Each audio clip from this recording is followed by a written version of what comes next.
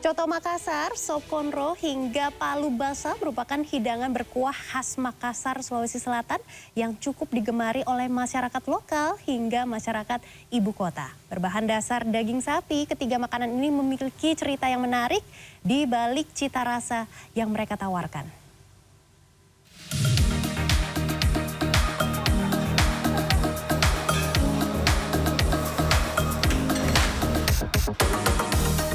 Kota Makassar merupakan salah satu daerah yang menawarkan beragam kuliner. Bumbu khas rempah dengan bahan utama daging sapi atau daging kerbau menjadi salah satu ciri khas kuliner di Makassar.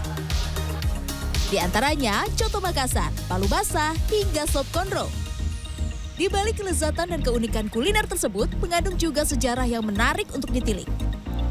Menurut Tasrifin Tahara, Ketua Departemen Antropologi Universitas Hasanuddin, beragam makanan berkuah dengan rempah sudah menjadi ciri khas sejak abad ke-16 atau pada 1538 Masehi silam. Peran Makassar dalam perdagangan rempah dunia membentuk sejarah kuliner kota Angin Mamili tersebut.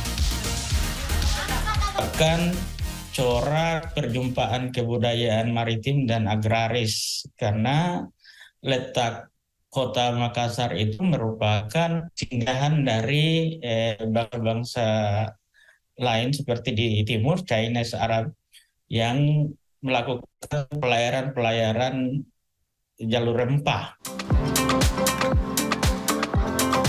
Coto Makassar adalah makanan berkuah dengan irisan daging dan jeroan sapi.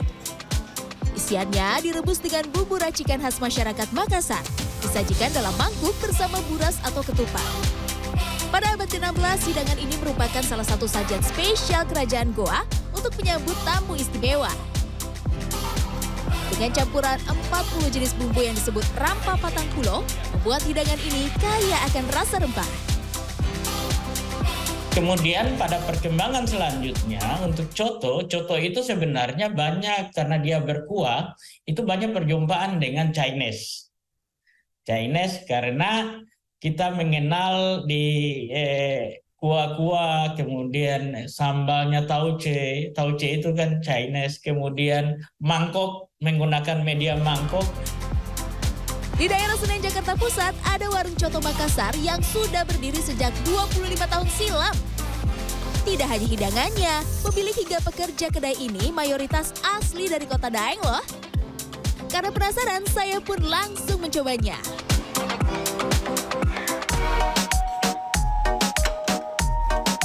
Selain coto, ada juga sop konro, makanan berkuah lainnya yang ada di kawasan Kelapa Gading, Jakarta Utara.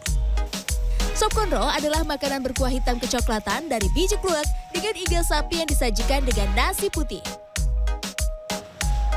Konon, sop konro ini berasal dari suku etnis Bugis yang sering menjalankan ritual memotong kerbau pada acara-acara tertentu. Seiring berjalannya waktu, pada tahun 90-an, sop konro beralih dipopulerkan menggunakan daging sapi oleh etnis Bugis Makassar.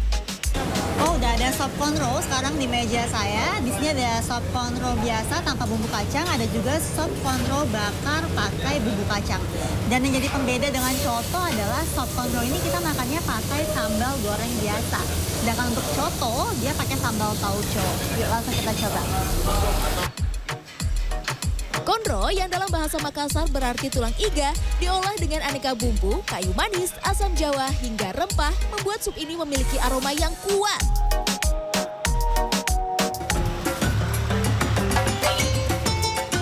Nah, hidangan berkuah selanjutnya, saya akan mencoba masakan mirip dengan coto Makassar.